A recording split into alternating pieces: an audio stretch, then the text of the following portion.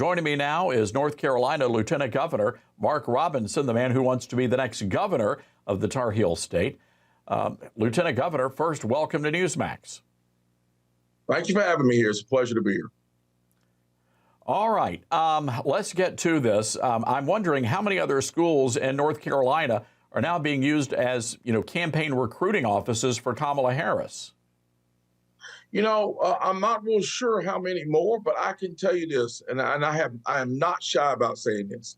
Any teacher, any administrator that would take their political beliefs inside the school and then try to push those political beliefs off on the students who they're supposed to be teaching, that person, that individual is not fit to stand at the head of a classroom, and they need to be removed.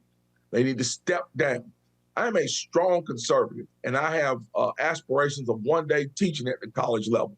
But when I teach at the college level, I intend to be a blank slate that is only teaching the facts of the subject that I'm teaching. That is not a place to try to sway any young minds towards teaching them what to think. You're supposed to be teaching these young people how to think.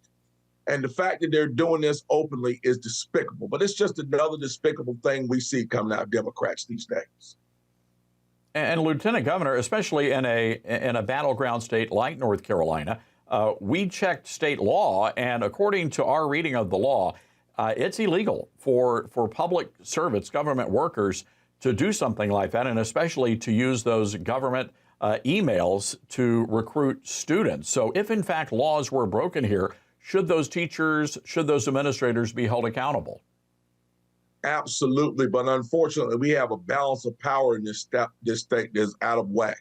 We have a governor, number one, that will not do anything about it. Number two, we have an attorney general that certainly won't do anything about it. And we have a school board that won't stand up and get us fined and do anything about it. But I can assure you, Governor Robinson would definitely do something about it. The weaponization of any government organization, including the school, should not be allowed. And we need to wipe the slate clean here of these folks that intend to do it. Lieutenant Governor, I want to bring your attention to an article that came out in The Hill today. They're alleging that Republicans in your state are pretty concerned about your chances of winning the race, specifically mentioning fundraising, a lacking of fundraising behind the Democrats. How's the campaign going, and what are you doing to try to make up that ground between you guys and the Democrats? Look, we're going to be real plain about this. We know what the polls are saying, but we also know what the ground is saying. I just left dinner in Greensboro, which is a solid blue city, and there were no less than 10 people in that restaurant who walked up to me, congratulated me, and said, "We're voting for you." Everywhere we go in this state, we have tremendous energy and people who are standing up saying they're going to vote for us. We have our unique donors. I can't tell you far and above what my opponent has. He may have the donor class on his side, but we have the hearts and minds of the people. We have a ground game like you would not believe.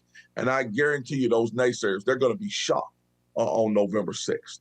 Actually, November 5th, they're going to be shocked. We're going to win it that night.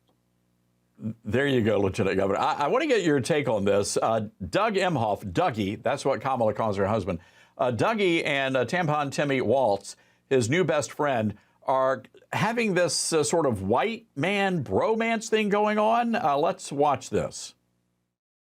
So when I saw her come out, I was like, what?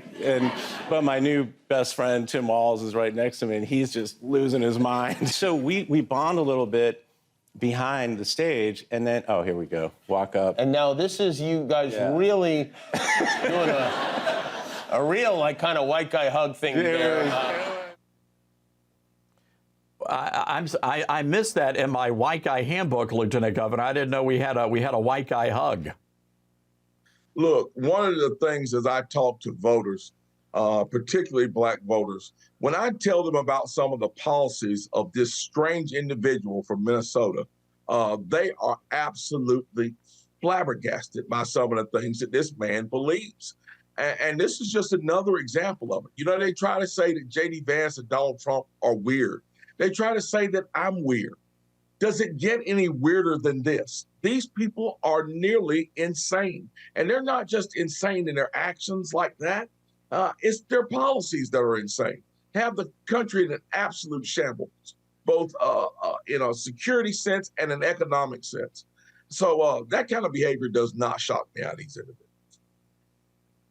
All right. Lieutenant Governor Mark Robinson, good luck to you, sir. Thank you so much. It's a pleasure to be here as always.